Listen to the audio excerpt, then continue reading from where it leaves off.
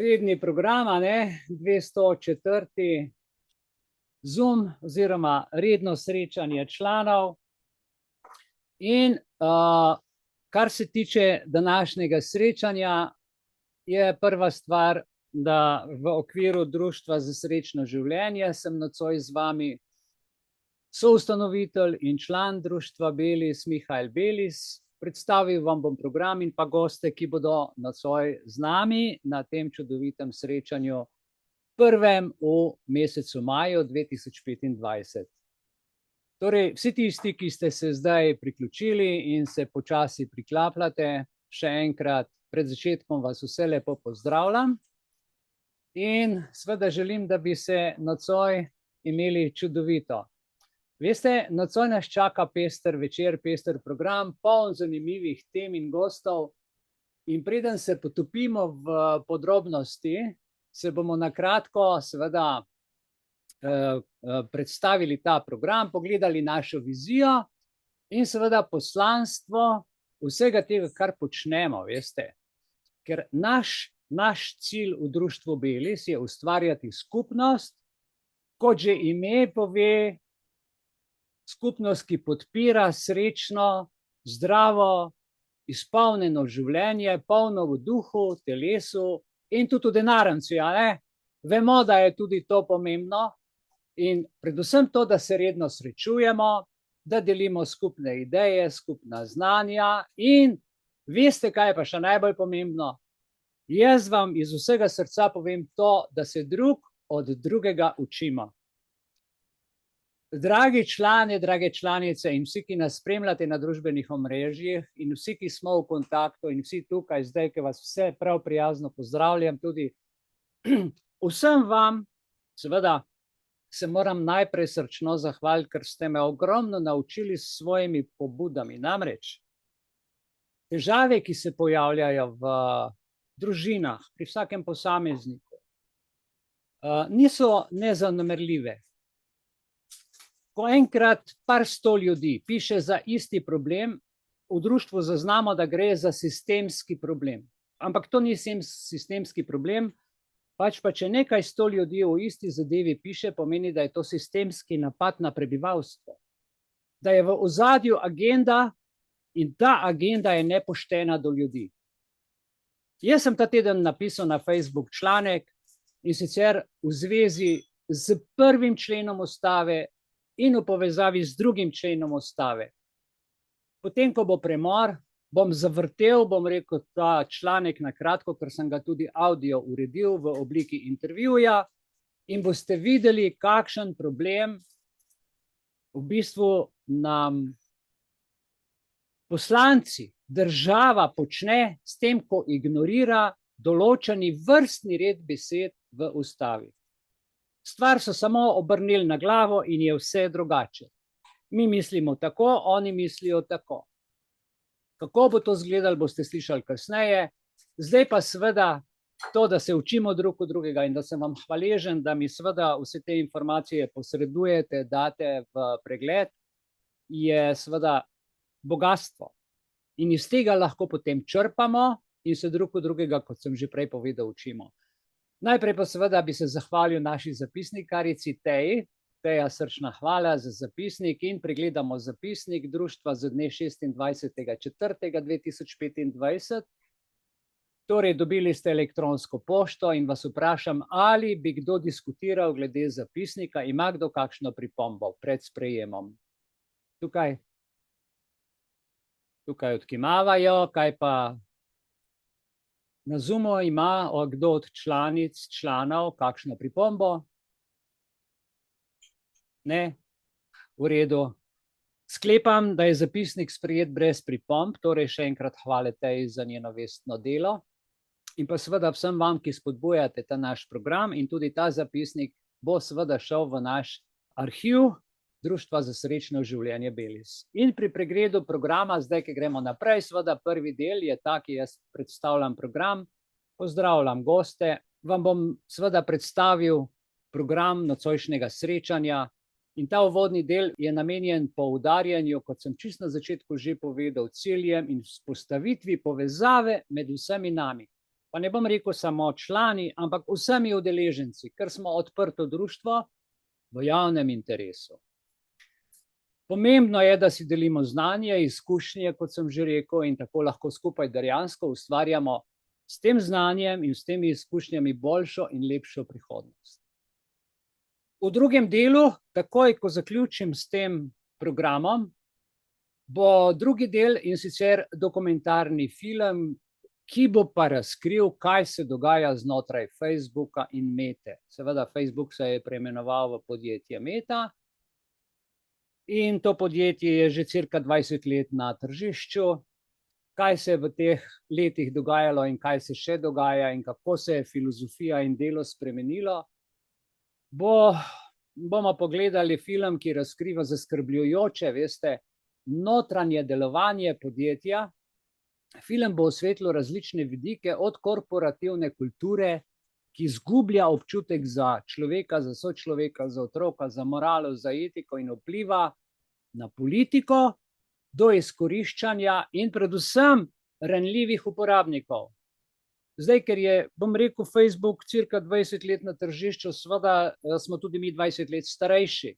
Mlajši so seveda tudi na Facebooku, ampak ne toliko kot na raznih drugih platformah, ampak lastnik teh platform je prav tako Facebook. In tlele se stvar začne zapletati, vse okoli denarja in tržišča, vendar o tem kasneje. Torej, po ogledu tega intervjuja bo sledila kratka, bom rekel, pauzica, potem pride pa v tretjem delu podpredsednik društva Egidi Selinšek. On bo imel pa danes 300 pešk, semen in vejic do raja in nam bo predstavil svoj projekt. Morda se kdo spomni, veste, imeli smo 300 pešk, semen in vejic do raja že 3 leta nazaj, ko je Egidi predstavil, kako je to bilo. Jaz sem to popisal v zapisniku in sedaj bo pa povedal, kako to zdaj raste, kako zadeva napreduje, kako se spodbuja samooskrba in trajnostno življenje. Ne? Veste, človek ima vizionarski projekt, no, ki smo ga takrat speljali, ki ga je on peljal že sam, pa vendar, takrat je začel in zdaj po 3 letih bo podal poročilo, ker želi do leta 2029 Slovenijo preobraziti v slovenski raj, ki ga imenuje Sloveraj. A do 2025 celo. No, Egidi me je že popravil, do 2025. Ja, bravo, Egidi. In to bo rajski sadovnjak, v katerem bo vsak prebivalec lahko samostojen, seveda. On bo povedal, kako lahko tudi drugi to si uredite, da boste samooskrbni. Kaj pomeni biti samooskrben? Pomeni biti svoboden. Res je treba delati, ampak vendar smisel je v delu, smisel je v ustvarjanju, ne pa v odvisnosti, čepenje na kavču in čakanju na socialno podporo države. In ko ti država reče, naredi to, naredi, ne moreš ugovarjati in si samo še robotek na niti. No, v tem duhu nam bo Egidi danes delil praktične nasvete in ideje, kako lahko vsak posameznik v naši deželi, ki ima košček zemlje, košček njive ali pa kaj podobnega, prispeva boljši prihodnosti s čist preprostimi dejanji. Ko nam bo to podal, seveda povedal, v 4. delu pride tudi eden Pohatom, ki bo pa povedal eno zanimivo stvar danes o indijanski duhovnosti. In eden bo delil svoje razmišljanje, ker je strokovnjak za te stvari o indijanski duhovnosti, ki nas uči, veste, v prvi vrsti povezanosti med človekom in naravo. In ta njegov del bo namenjen predvsem spoznavanju modrosti staroselskih ljudstev, starih znanj in razumevanju, kako lahko v bistvu ta njihova naravna filozofija obogati tudi naša življenja, ne glede na to, da živimo tukaj v grobi civilizaciji. Eden bo v tem svojem duhovnem delu poudaril predvsem pomen spoštovanja do narave, do ljudi, do sočloveka in do sobivanja s planetom. V 5. delu bo predsednica društva Javiljana Beli imela danes izjemno zanimivo delo v 5. delu. Jezus, največji človek na svetu, in sicer zakaj. Prišla je do tiste točke, kjer bo dejansko povedala, da je očetova volja tista, ki jo moramo izpolnjevati, ne pa volja Roberta Goloba. Čisto na kratko sem povedal, kaj menim in kaj mislim. In Javiljana Beli bo spregovorila o očetovi volji, da je zato iz tega razloga ta človek največji na svetu, in v tem smislu bo razmišljala o tej predanosti, Jezusovi predanosti, očetovi volji, in kako lahko ta koncept dejansko tudi vpliva na naše življenja kot vzor. In ta del je namenjen duhovni refleksiji, iskanju globljega smisla v življenju. Javiljana bo s tem poudarila pomen vrednot. Eno je zakon, eno je etika, drugo je pa naš odnos do kozmosa, do neba. Lahko temu rečemo Bog, lahko temu rečemo kakorkoli, ampak tukaj so ključne stvari, kot so ljubezen, sočutja in služenje drugim. In po njenim imenitnem, bom rekel, predavanju, ker vem, kako se je pripravljala, je celo solze dobila, ko sva se pogovarjala, pride pa še 6. del, pogovor nocoj z imenitnimi akademskimi gosti. To so doktorji znanosti, doktorji medicine, doktorji klimatologije in tako naprej, ki bodo razpravljali v nocojšnjem intervjuju, ki ga bomo pogledali vsi, globalni inženirji in trendi depopulacije. Vsi veste, da je Svetovni gospodarski forum. Vsi veste, da je United Nation pokupil ali pa vzel v zakup vse univerze, vse doktorje, zato ker so univerze samostojne, seveda so v sodelovanje povabili vse te doktorje, rektorje, profesorja in tako naprej, ki so jih 30-20 let kuhali in inkorporirali, da so ti ljudje razmišljali tako, kot so razmišljali v času epidemije. Ampak ti ljudje se zdaj nekateri tudi zbujajo in ti zbojeni ljudje, veste, zanimivo jih bo slišati, poslušati, kako so ugotovili, da gre za načrt, da gre za plan in da gre za nepošten odnos do ljudi, človeštva in planeta. Gre za genetski in podnebni inženiring. To bo seveda v tem zadnjem delu s temi imenitnimi gosti, ki jim bomo prisluhnili v tem pogovoru s poudarkom na genetskem in podnebnem inženiringu. Ta del seveda je namenjen raziskovanju, glejte, kompleksnih tem in iskanju odgovorov, tudi naših odgovorov, ki jih bomo lahko primerjali, glede na to, da smo toliko let skupaj, da to raziskujemo, z naše mnenje, z njihovim mnenjem. Predvsem z tega namena smo se v društvu v upravnem odboru odločili, da bomo to dali, to je 4 dni stara zadeva, ta intervju, kjer bodo sicer ti gostje, delili svoje strokovno znanje, perspektive, mi pa bomo imeli možnost primerjati naša spoznanja, ki jih že imamo, ali pa z njimi vred poglobiti, ki nam bodo to tematiko predstavili. Ker je zadeva v srbščini in so bili pač prevodi v, ko se že reče v njihovem, jaz rečem klinopis, ampak čirilici, smo si pomagali z umetno inteligenco, tako da pri prevodu včasih kaj malo pokiksa, ampak tu zamižite, v glavnem vse boste razumeli, prevod je pa samo za pomoč zraven potem s podnapisi.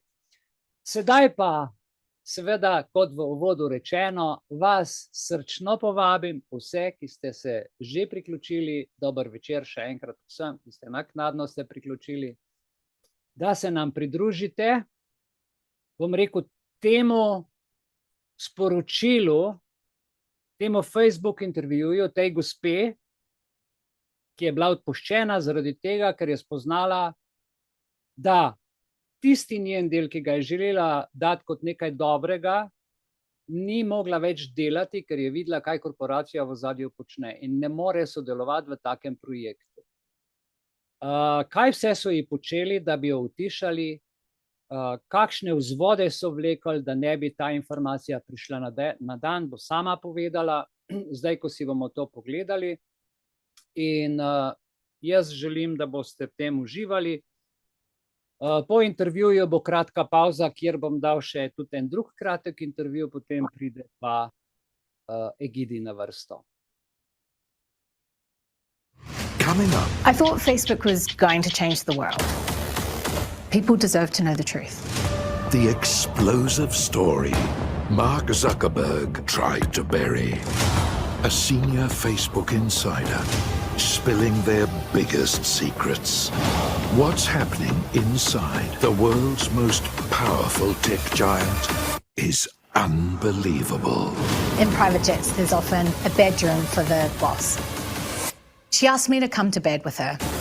Next on 60 Minutes. The hypocrisy is astounding. Meta, the $2.3 trillion parent company of Facebook, Instagram and WhatsApp, says few things are more important than protecting the right of free expression. Yet that company, led by Mark Zuckerberg, has gone to extraordinary legal lengths elsewhere around the world to stop the woman you're about to meet from speaking. Why? Well, Sara Wynne-Williams is a former senior executive of Facebook, an insider who saw too many of the tech giant's serious failings and decided she could no longer stay silent. On the bustling streets of London, finding someone glued to their mobile phone isn't hard. If they were to look up and see Sara Wynne-Williams walking next to them, they wouldn't have any idea of the influence she's had on their daily lives. For 7 years, Sara worked for Facebook. She climbed the ruthless ranks to its inner sanctum as Director of Global Public Policy. I thought Facebook was going to change the world. Once you had this powerful tool that was deployed around the world, I couldn't see the world going back. I just thought, this is going to change politics, it's going to change elections, it's going to change maps, it's going to change everything. Change it did, but not in ways Sara ever imagined. The 45-year-old says when she realised what the company really stood for, she was horrified. So tonight, the former executive is standing up to her old boss, Mark Zuckerberg, to expose what really goes on behind Facebook's 3 billion profiles. The reality is, at every step along the way, the future is built by the people who believe it can be better. And Sara's clearly hit a nerve with the billionaire tech mogul. Zuckerberg has gone to extraordinary lengths to shut down interviews about a scathing new book Sara has written, launching legal action to stop her speaking publicly. But no matter what you think of her explosive stories, Sara will not be silenced. People deserve to know the truth. The mother of 3 is the most senior Facebook executive to ever break ranks. Sara says working so closely with the CEO gave her a front row seat to the real Mark Zuckerberg, a man not as worldly as you might expect. What did Mark Zuckerberg think about politics when you first met him? Oh, he did not think about politics when I first met him. He was such an engineer back then. He was so focused on the product, on coding, on being part of the engineering side. I mean, politics and meeting politicians or presidents was the furthest thing, not only from what he was interested in, but he didn't want to do that. Were you shocked that somebody who had created such a powerful platform had not even thought about that idea and the impact that it would have on the global stage? I was totally baffled. I couldn't understand how someone can invent the greatest political tool of our time and not know they've done it. So it became Sara's mission to educate her boss as they travelled the globe, organising meetings with the world's most powerful leaders. What's it like spending so long together on his private jet? Well, it's a lot harder because, you know, he doesn't watch movies, he doesn't watch TV. That's just 16 hours of hanging out. And the way that he likes to pass time is, you know, board games and chatting. And it took me a while to learn that the expectation when you play a board game with Mark is not that you will just play. The expectation is that you will play and Mark will win. Did he know that? People were letting him win? I think when you're in a position like Mark is, when you're surrounded by people who are there to ensure that you're successful in every moment of what you're doing, I think it can be hard to know the difference between what is real and what people are doing to try and help you be successful. So it didn't matter how he won, it just mattered that he won. It didn't matter how he got there. Dimity, that is true of so many things about Meta.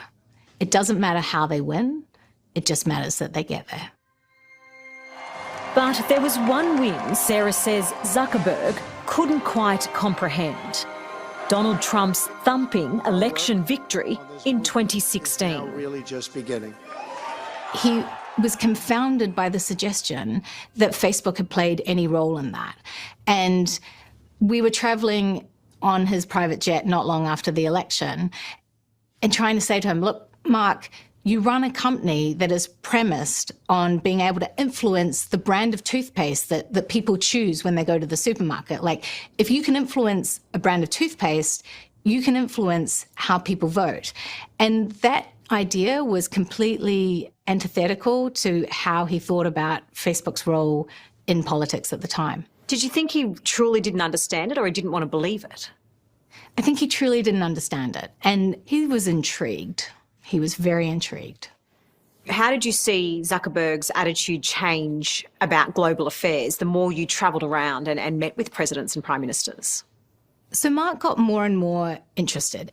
He wanted more information. He was getting more curious about electoral systems and presidential terms and how, you know, what did this power mean? Perhaps unsurprisingly, Sara says the power Mark Zuckerberg was starting to wield went to his head. He was in the process of planning his next yearly challenge and started to think about, well, what if I started visiting, you know, various states in America and then, you know, sort of saying, oh, which state? And he started naming Iowa, New Hampshire, swing state after swing state. And then not long after that, the share structure that underpins Facebook was an amendment was made to allow Mark to step away from the company for 2 years, but remain CEO if he wanted to pursue public service. So you're saying Mark Zuckerberg wanted to run for president? I'm saying he was interested in exploring the idea and went as far as to change the underlying structure of Facebook stock to allow him to step away for 2 years for public service. I, Donald John Trump, do solemnly swear that I will... While Mark is yet to make it to America's top job, there's no doubt about the influence the tech industry is having on global politics today. I think we really are in this moment where political leaders and tech CEOs are combining forces, that they're strengthening their power and influence. And that really does have consequences, particularly when touched by politics in every part of our lives. We're touched by technology in every part of our lives. And as they come closer together, their strength and power is compounded. Which is why Sara says Mark Zuckerberg became more and more desperate to expand his $2.3 trillion business. In Beijing, he saw endless opportunities. That has been Mark's white whale, the final frontier in his mind. Why is Facebook so desperate to operate in China? Last year, without even being in the China market, Meta made over $18 billion from China. This is an incredibly important market to Facebook today. It underpins the value of the company and it underpins the future growth of the company. 天来北京，我爱这个城市。我的中文很糟糕，但是我的天，学用中文。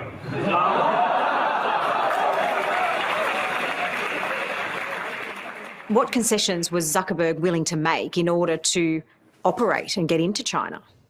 They were prepared to work hand in glove with the Chinese Communist Party to develop up a censorship tool that would allow a chief editor to review and remove content on the platform. So are you saying that Zuckerberg was willing to allow a communist influence behind the scenes of Facebook if it meant he could have access to the hundreds of millions of users? He was willing to meet the specifications of the Chinese Communist Party, including their very specific content moderation demands. And when other countries asked for the same concessions, what was his reaction? Absolutely not. There are so many times that governments would come to us and say, can you store data in our country? Can you show us how facial recognition works? Can you show us how photo tagging works? And in all of those instances, we would say, no, I'm sorry, we're not going to show you behind the scenes. And yet, with the Chinese Communist Party, it was just pulling back the curtain. It was very much trying to meet every request that the Chinese Communist Party had. In a playground for the powerful, Sara says anything goes for Meta's big players. And as you'll see, it's not just Mark Zuckerberg, and it's not only in business. She asked me to come to bed with her. Flying around the world on a private jet with powerful people was all part of the job for former executive Sarah Wynne-Williams. But the novelty quickly wore off during her 7 years working for Facebook. There were a lot of weird and, inappropriate workplace antics at the company, and I think it's part of this broader thing at Meta where the people at the top have so much power and they don't really care about the employees or what's normal or boundaries. It's about giving them what they want. No one gets to the corner office by sitting on the side, not at the table. Sheryl Sandberg was Meta's Chief Operating Officer. She wrote the book Lean In, which launched a feminist movement to improve corporate culture for women in the workplace. We're going to lean in, believe in ourselves, and teach our daughters that they can do anything our sons can do. Sara worked closely with Sheryl and says her behaviour at times went against many of the things the COO publicly campaigned for. In private jets, there's often a bedroom for the principal at the back of the jet. She asked me to come to bed with her. And that wasn't something I felt comfortable doing. I just think that you should not get into bed with your boss unless you want to, which in this case I did not. That's just bizarre, on the jet. Correct, on the jet. Sara says she felt uncomfortable, but wasn't the only staff member to be treated the same way. Sandberg had a young female assistant who Sara says was sent to buy and model thousands of dollars worth of lingerie. Even more unusual, Sara also claims the pair would stroke each other's hair. I had my first child, and it's scary to have a child and have a job because you worry that you're going to go on maternity leave and someone is going to take your job away.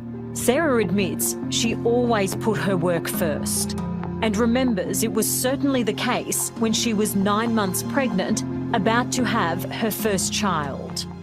Did you feel so indebted to the company, though, that, you're in the birthing suite and you're giving birth and you're still sending emails? Yeah, I'm really embarrassed about that. I did feel indebted to the company. I felt like I was always striving to prove what I could do and the value that I could bring. That kind of pressure is something Kelly Stonelake knows all too well. In the 15 years she worked for what's now called Meta, she helped develop one of the world's biggest virtual reality platforms. Welcome to a place of limitless possibilities. A place where you can invent things, transform things.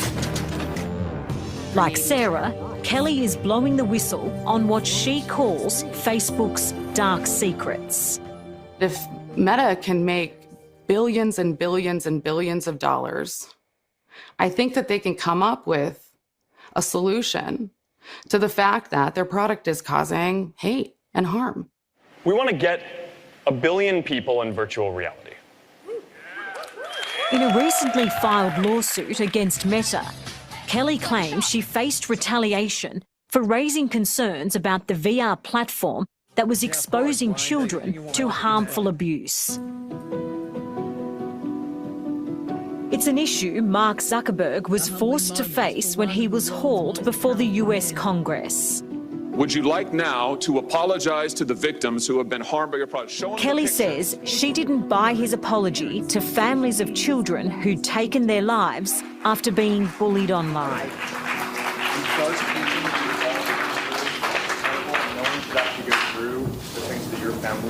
Have suffered. Do you still think about those families?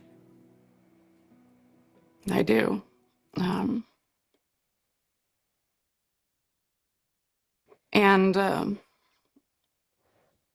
There's nothing we can ever do to make that right, to take it back. But what we can do is start demanding accountability from tech companies that claim to be making our lives a better place. Accountability is something Sarah Wynne-Williams is also desperate for. The former director of global public policy is on a crusade to expose Meta. Sarah's written a tell-all memoir detailing disturbing stories, including the company honing in and cashing in on vulnerable teenagers. The company had developed up the ability to assess when a teenager was feeling worthless or helpless. So to give you an example, if a 13-year-old girl deletes a selfie, she looks at the selfie and she's like, I don't actually want this on my Insta. I don't feel great about it. That's information that the company was able to take, and they were able to provide that as research to a beauty advertiser. Because to that beauty advertiser, they know that the moment that teen girl is feeling worthless is a really good time, from their perspective, to serve them a beauty advertisement. And that makes me feel sick. And the other thing that surprises me, and I was very shocked during my time in Silicon Valley, is how few of the executives allowed their teams to use the products. So to me, that tells me that they know. That's just blatantly irresponsible. Like, how on anybody's watch could you sit there and work for a company that is doing that? It's one of those places where it's like a frog in boiling water. Things are getting worse and worse and worse. And it's very hard in such an intense environment to understand the fullness of what is really going on. In 2017, Sarah was fired from Facebook. She says she was shown the door after accusing her then boss, Joel Kaplan, of sexual harassment and inappropriate behaviour. In her book, Sarah claims he called her sultry, held virtual meetings from his bed, and questioned her about bleeding after birth and breastfeeding. I had been very sick following the birth of my second child, and was surprised when I kept getting requests for, meetings, including, a regular one-on-one meeting with my boss every week during my maternity leave. And on my first day back, he raised concerns and said, look, there was a real sense that while you were on maternity leave, you weren't very responsive. And I said to him, look, Joel, I was in a coma. I was in hospital in a coma. He said, well, the general sense is that you weren't as responsive as you should have been. In a series of public comments, Meta's response to the allegations made by Sara has been forceful, branding her an anti-Facebook activist. With regards to her claims about Joel Kaplan, the company says it conducted a 42-day investigation, speaking to 17 witnesses. Meta concluded Sara made misleading and unfounded allegations of harassment. The company also says Sara was fired for poor performance and toxic behaviour. Joel Kaplan and Sheryl Sandberg have so far declined to comment publicly on the allegations Sara has made against them. How do you respond to that? Look, I think it's really disappointing, but not surprising that, Meta's trying to smear me rather than answer and deal with these questions of accountability for the damage and harm it's done. Despite her bitter feud with Meta, Sara hasn't turned her back on her love for technology. She's now working in artificial intelligence and hopes that by going up against the world's biggest social media network, her story will spread far and wide. Do you still have Facebook? I do, yeah. I mean, one of the only ways my 96-year-old grandmother communicates is via Facebook video, and to do away with that would mean doing away with my chats with her. Even though what you've witnessed and the harm that you say it can do, you're still on Facebook. It shows the power of it, doesn't it? There are so many questions about power and about this company and conversations that we need to start having. On this week's 60 Minutes podcast, Extra Minutes, the remarkable double standard of Facebook's parent company, Meta. Sara was served with papers gagging her from talking publicly. Facebook's supposed to stand for free expression and people being able to have their say. Many would find that hypocrisy unbelievable. That's Extra Minutes, available now on your favourite podcast apps.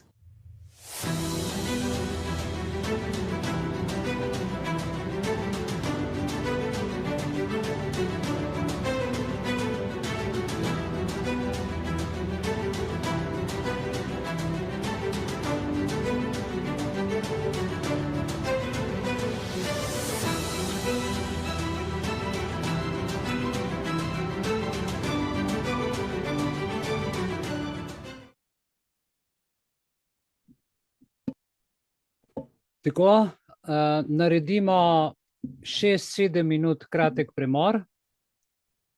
Vmes bomo dali en intervju v zvezi z zbiranjem podatkov z avtomobili, ker avtomobilska industrija, tako kot high-tech industrija v IT tehnologiji, prav tako zbira podatke, ne ravno za čisti namen. Kako to zgleda?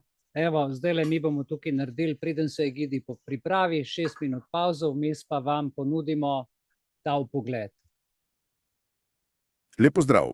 Danes se lotevamo ene teme, ki je precej aktualna in morda malo skrb zbujoča. Naši avtomobili. Zdi se, da niso več samo prevozno sredstvo. Postajajo prave naprave za zbiranje podatkov. Res je. V virih, ki sva jih pregledala, se pojavlja celo izraz avtozapor. Malo dramatično, mogoče, ampak ko pogledaš, kaj vse zbirajo... Kaj pa dejansko zbirajo? Mislim, lokacija, hitrost, to je nekako očitno, ne? Ja, to je osnova, ampak gre veliko dlje. Zbirajo podatke o načinu vožnje, se pravi, kako močno zaviraš, kako hitro pospešuješ. Resno, tudi to. Tudi to. Pa potem recimo biometrija, prepoznavanje obraza, nekateri avti to že imajo. In kaj pa, ko povežemo telefon ali pa uporabljamo tiste infozabavne sisteme? No, tukaj se pa odpre cela nova fronta, veš, katere aplikacije uporabljaš, mogoče s kom telefoniraš, če uporabljaš prostoročno telefoniranje. Celo sporočila, če jih narekuješ. V teoriji, ja, odvisno od sistema. In viri omenjajo tudi te asistenčne sisteme, ADAS. Tudi ti naj bi beležili vozniške navade. Vse pod pretvezo varnosti, seveda. Dobro, ampak če se zbira toliko podatkov, kako pa je s preglednostjo? A mi sploh vemo, kaj vse avto beleži Viri pravijo, da ne preveč. Točno to je velik problem. Pač strinjamo se s tistimi dolgimi pogoji uporabe, ki jih roko na srce nihče ne bere. Ja, samo klikneš sprejmi. In potem so tu še posodobitve programske opreme. Pridajo kar avtomatsko brez nekih jasnih pojasnil, kaj se dejansko spreminja. Lahko da to dajo novo funkcijo, ampak mogoče tudi kak nov način sledenja ali pa varnostno luknjo. Točno, lahko je oboje.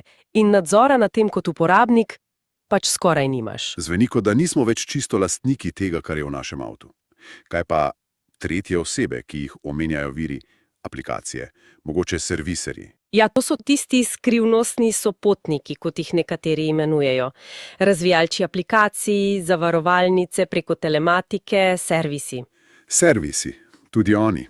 Lahko imajo dostop do diagnostičnih podatkov, ki pa lahko razkrivajo marsikaj o načinu uporabe avta. In sledenje, kdo vse ima dostop, postane res težko, zelo razpršeno.